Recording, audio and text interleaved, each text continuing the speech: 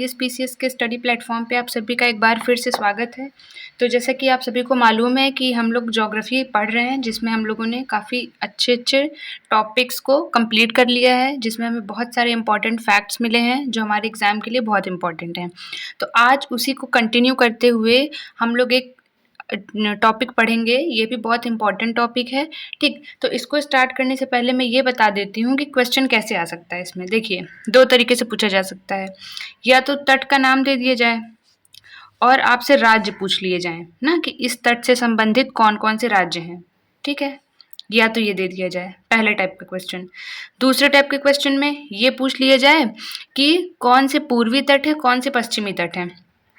जैसे मान लीजिए एक नाम ये दे दिया जाए, एक ये और एक ये दे दिया जाए, ठीक? और पूछा जाए कि इनमें से कौन-सा पश्चिमी तट नहीं है, ठीक? तो क्या होगा आंसर? कोरोमंडल, दूसरा टाइप का क्वेश्चन। तीसरे टाइप में हो सकता है ये पूछ लिया जाए सीक्वेंस में लगाने को, ठीक? कि नॉर्थ से साउथ लगाइए, ठीक? या फिर साउथ से नॉर्थ लगाइए, ऐसा भी पूछा जा सकता है, ठीक है? तो आप लोग इसको मैप में भी देखिएगा और कॉपी में भी ड्रॉ कर लीजिएगा। चलिए, अगर हम लोग गुजरात से दमन दीव तक बात करें, तो वहाँ तक का जो तट है उसको हम लोग कहते हैं काठियावाड़ तट, ठीक है? काठियावाड़ तट। फिर मुंबई से अगर गोवा तक की बात करें तो उसको कहेंगे कोंकण तट, ठीक? मुंबई से गोवा तक का जो तट है उसको कहते हैं कोंकण तट। फिर नीचे आएंगे, गोवा से केरल तक का जो तट होगा वो होगा कन्नड़ तट, ठीक? या फिर कर्नाटक तट भी कहते हैं, वही कन्नड़ या कर्नाटक तट।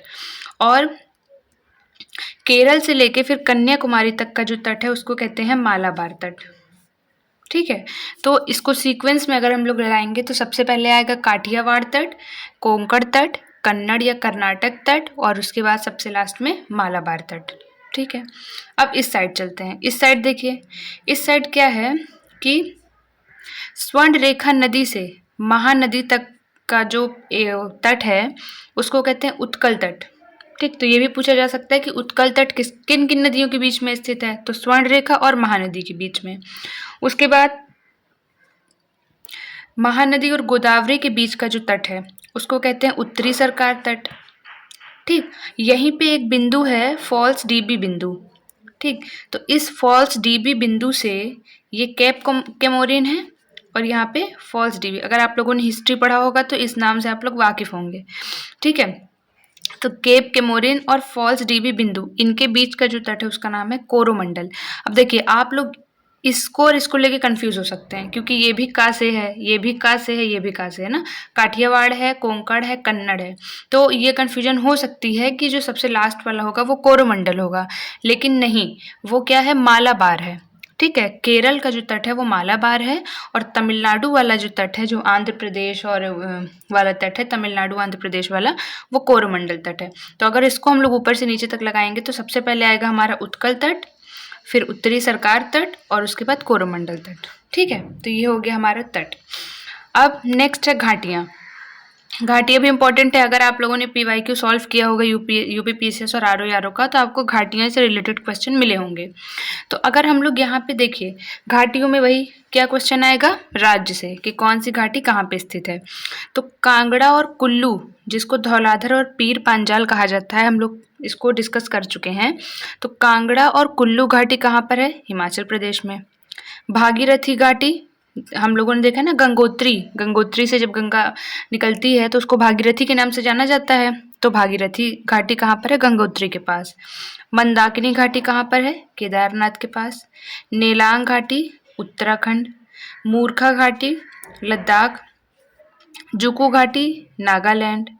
सांगला घाटी हिमाचल प्रदेश। यूथांग घाटी, इसका नाम यूथांग है, ठीक है? यूथांग घाटी सिक्किम में है, सिक्किम के गंगटोक में। यूथांग घाटी को हॉट स्प्रिंग भी कहा जाता है, मतलब हॉट स्प्रिंग किससे रिलेटेड है? तो यूथांग घाटी से। और मौन घाटी कहाँ पर है? केरल के पालघाट में नीलगिरी पहाड़ी पर, ठीक है? मतलब मौन घाटी मतलब साइलेंट वैली। साइलेंट वैली कहाँ पर है?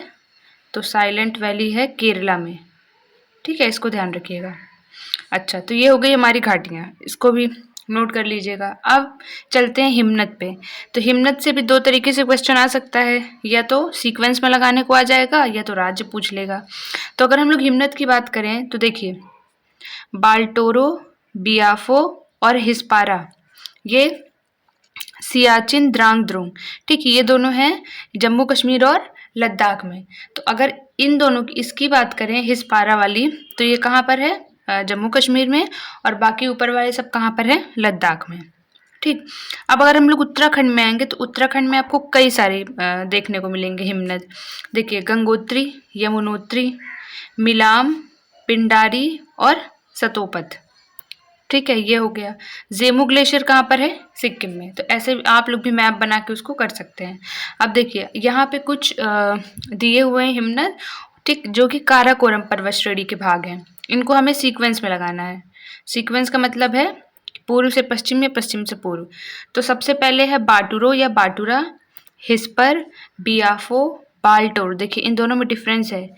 ये बाटुरो या बाटुरा है, ये बाल्टोरो है। उसके बाद सियाचिन, बाटुरा, हिस्पर, बियाफो, बाल्टोरो और सियाचिन, ये सब किसके पार्ट हैं? काराकोरम के। ठीक है। अब हम लोग आ जाते हैं हिमानी पर। हिमानी की लंबाई से आपको उतना ध्यान नहीं रखना है, बस इतना ये ध्यान रखिएगा कि सबसे लंबी हिमानी कौन सी है। बाकी जो हमें ध्यान रखना है वो इनकी स्थिति पर। देखिए, ससाइनी हिमानी कहाँ पर है? काराकोरम। सियाचिन अभी हम लोगों ने देखा ना, ऊपर ऊपर हम लोगों ने क्या क्या देखा? हिमनद देखा ना, बाटुरो, हिस्पर, बियाफो, बाल्टोरो और सियाचिन। तो ससाइनी, सियाचिन, बियाफो, बाल्टोरो, हिस्पारा, चोलोंगलुमा, द्रांग द्रुंग, ये सब के सब किसके पार्ट हैं? काराकोरम के। गंगोत्री तो पता ही होगा आपको, उत्तराखंड का पार्ट है। कंचनजंगा नेपाल और सिक्किम की सीमा पर है। केदारनाथ उत्तराखंड में, जेमू सिक्किम में, और चौराबाड़ी कहाँ पर है? उत्तराखंड के रुद्रप्रयाग। यूके का मतलब यहाँ पे उत्तराखंड है। तो उत्तराखंड में रुद्रप्रयाग जिले में जो केदारनाथ मंदिर है उसके उत्तर में है चौराबाड़ी हिमनद। फिर बंदरपूछ किसको हम लोग याद करते हैं? यमुनोत्री, जहाँ से यमुना नदी निकलती है। ये भी कहाँ पर है? तो उत्तराखंड में, उत्तराखंड में। और उसके बाद लास्ट बाराशिगरी, ये कहाँ पर है? हिमाचल प्रदेश में। ठीक। तो ये देखिए, मैं इसलिए टॉपिक वाइज करवा रही हूँ क्योंकि अब ज़्यादा आपके पास टाइम है नहीं। ठीक। तो आपको अब क्या किस चीज़ पे फोकस करना है? टॉपिक्स पे। जैसे टॉपिक्स आप निकाल लीजिए, नदियाँ निकाल लीजिए, हिमनद निकाल लीजिए, ठीक है, दर्रे निकाल लीजिए, और बंदरगाह निकाल लीजिए, तट निकाल लीजिए, ठीक है, पहाड़, पर्वत। तो अब आपको टॉपिक वाइज याद करना है चीज़ों को, ठीक, इसलिए मैं टॉपिक वाइज ऐसे ऐसे करा दे रही हूँ। अब देखिए, पश्चिमी तट पर स्थित बंदरगाह और पूर्वी तट पर, ये भी मोस्ट इंपॉर्टेंट है, कई बार पूछा गया है। इसमें भी सीक्वेंस में तो शायद नहीं पूछेगा, लेकिन हाँ, ये पूछ सकता है राज्य। ठीक। उसके बाद सबसे गहरा कौन है, सबसे पुराना कौन है, इन सब चीज़ों को भी हम लोग डिस्कस करेंगे आगे। देखिए, अगर हम लोग मुंबई, जंजीरा, जवाहरलाल नेहरू, इन बंदरगाहों की बात करें तो ये बंदरगाह कहाँ पर है? महाराष्ट्र में। ठीक। कांडला गुजरात में है। मुर्मुगांव गोवा में है। उडुपी कर्नाटक में है। कोचीन या कन्नूर केरल में है। न्यू मंगलौर कर्नाटक में, ये भी है, मतलब उडुपी और न्यू मंगलौर कर्नाटक में है। सिंधुदुर्ग महाराष्ट्र में, मतलब सिंधुदुर्ग को भी आप लोग यहीं लिखिएगा। मुंबई, जंजीरा, जवाहरलाल नेहरू, सिंधुदुर्ग महाराष्ट्र में है। फिर कांडला गुजरात में है। मुर्मुगांव गोवा में है। उडुपी और न्यू मंगलौर कर्नाटक में है। कोचीन और कन्नूर केरल में है। ठीक।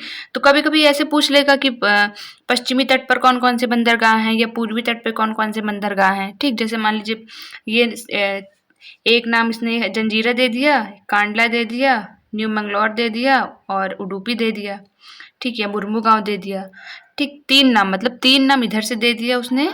क्या क्या दे दिया? मान लीजिए, जंजीरा दे दिया, कांडला दे दिया, उडुपी दे दिया, सिंधुदुर्ग दे दिया। ठीक। और एक नाम दे दिया पारादीप से। ठीक। और पूछ ले कि कौन सा इसमें से असंगत है या सही नहीं है या पश्चिमी तट पर स्थित नहीं है, तो बता सकते हैं। पूर्वी तट की अगर बात करें तो पूर्वी तट पे देखिए, पूर्वी तट में विशाखापत्तनम की अगर बात करें तो विशाखापत्तनम बंदरगाह कहाँ पर है? आंध्र प्रदेश में।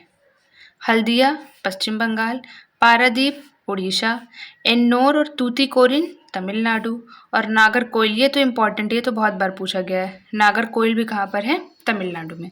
तो इन बंदरगाहों को आप एक बार प्लेन मैप लीजिए, ठीक है, या तो पॉलिटिकल ले लीजिए या तो फिजिकल ले लीजिए, प्लेन मैप लेके इसको लोकेट कर लीजिए, ठीक है, और रोज़ अगर देखते रहेंगे तो आपको याद हो जाएगी चीज़ें, ठीक है। अब देखिए यहाँ पे कुछ जो इम्पोर्टेंट चीज़ें हैं बंदरगाहों के बारे में वो है, उसके बाद बंदरगाह वाला टॉपिक ख़त्म हो जाएगा, ठीक है।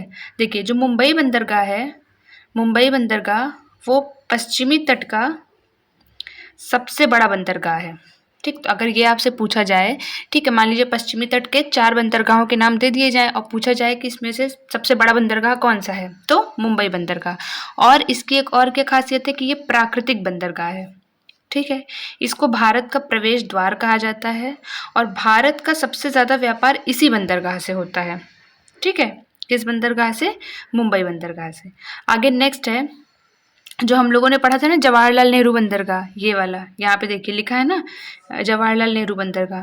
तो इसको एक और नाम से जाना जाता है नहावा शेवा बंदरगाह, ठीक। ये शुष्क सामग्री, मतलब जो सामग्री शुष्क है उसके व्यापार के लिए ये इतना नहीं है। हाँ, ये पढ़ सकते हैं ये वाला पॉइंट कि सबसे आधुनिक और सबसे ज़्यादा सुविधा युक्त बंदरगाह है और इसका निर्माण, ये इम्पॉर्टेंट लाइन है ये वाली, इसका निर्माण मुंबई बंदरगाह के भार को कम करने के लिए बनाया गया है, ठीक है।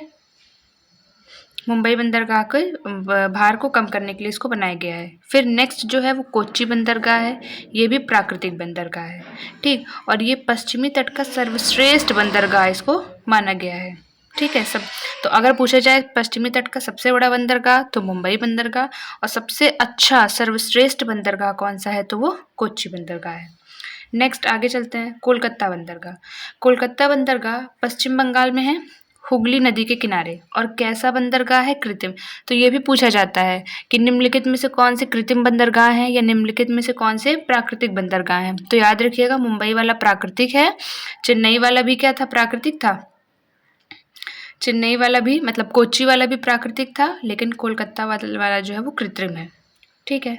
अब देखिए पूर्वी तट का सबसे बड़ा बंदरगाह, अभी हम लोगों ने देखा कि सबसे बड़ा पश्चिमी तट का सबसे बड़ा बंदरगाह मुंबई बंदरगाह, तो पूर्वी तट का सबसे बड़ा बंदरगाह कोलकाता बंदरगाह, और भारत का दूसरा सबसे बड़ा बंदरगाह, ठीक। इसका निर्माण क्यों किया गया है? कलकत्ता बंदरगाह के भार को कम करने के लिए, ठीक है। फिर ये कई बार पूछा गया है कि भारत का सबसे गहरा बंदरगाह कौन सा है, तो विशाखापत्तनम आंध्र प्रदेश में है, और ये कैसा है? प्राकृतिक बंदरगाह है, ठीक। चेन्नई बंदरगाह ये सबसे पुराना कृत्रिम बंदरगाह है। कैसा बंदरगाह है? कृत्रिम। तो एक तरफ आप लोग लिस्ट बना लीजिएगा कृत्रिम की। कृत्रिम में वैसे अभी तक 2 ही आए हैं, एक आया है हमारा कोलकाता और एक चेन्नई, बाकी सारे प्राकृतिक ही हैं, ठीक। फिर एन्नोर बंदरगाह का निर्माण इसके भार को कम करने के लिए, ठीक है। तो एक बार अगर हम लोग फिर से देखें तो देखिए जो ये जवाहरलाल नेहरू बंदरगाह है इसको बनाया गया है मुंबई बंदरगाह के भार को कम करने के लिए, ठीक है। फिर जो ये वाला बंदरगाह है कलकत्ता बंदरगाह के भार को कम करने के लिए हल्दिया बंदरगाह का निर्माण किया गया है, ठीक है। कलकत्ता बंदरगाह और चेन्नई वाला जो बंदरगाह है वो दोनों कृत्रिम है। उसके बाद विशाखापत्तनम की बात करें तो सबसे गहरा बंदरगाह है। उसके बाद चेन्नई बंदरगाह के भार को कम करने के लिए एन्नोर बंदरगाह का निर्माण किया गया है। फिर 13वां बंदरगाह भारत का कौन सा था? पोर्ट ब्लेयर, ठीक है। अब अगर हम लोग कांडला कहाँ पर है? गुजरात में। ये भी मोस्ट इम्पॉर्टेंट है कि ज्वारीय बंदरगाह है। अगर आप लोग ने PYQ देखा होगा पिछले साल का, शायद ये उससे पहले का 22 वाला, तो उसमें इस पे क्वेश्चन पूछा है, ठीक है, कि ज्वारीय बंदरगाह का एग्जाम्पल कौन है? तो कांडला। फिर मारमागोवा जो गुजरात में है वो भी प्राकृतिक। तो हमने देखा कि 2 बंदरगाह जो हैं वो क्या हैं? कृत्रिम है। एक कोलकाता वाला बंदरगाह कृत्रिम था और एक चेन्नई वाला बंदरगाह कृत्रिम था, ठीक है। बाकी सारे के सारे बंदरगाह देखिए मैंने यहाँ लिख भी दिया है एक साथ, ठीक। समझ में आया? तो चलिए ठीक है, समझ में तो आ ही गया होगा। अब ये कुछ झीलें हैं, बस झीलों को एक नज़र देख लेते हैं। वैसे झीलों को पढ़ेंगे अलग से। वूलर झील है जम्मू कश्मीर में, झेलम नदी प्रवाहित होती है। सांबर झील है राजस्थान में, चिल्का झील है उड़ीसा में, सबसे बड़ी लैगून झील है भारत की। पुलिकट झील है आंध्र प्रदेश और तमिलनाडु में, दूसरी सबसे बड़ी लैगून झील है। इस पर हम लोग डिस्कस कर चुके हैं। कुलेरू है आंध्र प्रदेश में और लोनार झील है महाराष्ट्र में। तो ये आपका जो कुछ आज शायद हमने लोगों ने 3-4 इंपॉर्टेंट टॉपिक को डिस्कस किया है। तो आई होप कि आपको क्लास अच्छी लगी होगी। तो पढ़िए, नोट्स बनाइए, क्वेश्चन सॉल्व करिए और रिवीजन करते रहिए। Thank you.